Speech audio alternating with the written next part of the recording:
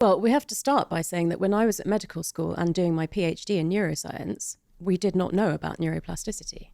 So we absolutely thought that when you physically stopped growing, that everything in your brain was set for the rest of your life, that you couldn't change your intelligence, you couldn't learn to manage your emotions differently, that it would be much harder to learn new things.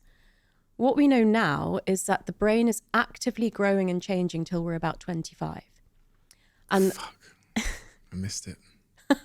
no, you didn't. You didn't miss it. You didn't I'm miss 31. I know I look 24, but it. You didn't miss it. So from 25 to 65, and I would say even beyond now, if you don't do anything to change your brain, it will tend to plateau. So, if you're in a job where you do the same thing every day and you're pretty good at it, you could stay like that for the rest of your life. And that is fine for some people.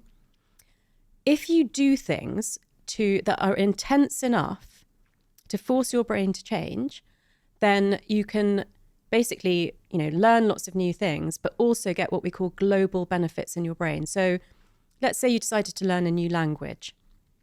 Maybe you'd learn Portuguese or French. have you spoken to her? Have you spoken to her? No. That just felt it feels like, when someone says something to you and it feels like they've already had a conversation behind your back because it's so on the money. No, I actually have a deal with her this year that I'd learn Portuguese by the end of the year, and we're in September now. And I know 6 words. So that just felt a little bit close to home. So let's move on.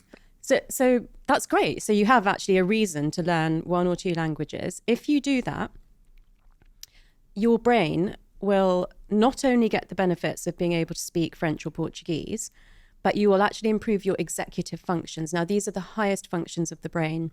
Things like being able to regulate your emotions better, solve complex problems, think flexibly, think creatively, override any conscious or unconscious biases that you may have. These are great benefits to get from actually just doing something like learning a language or a musical instrument.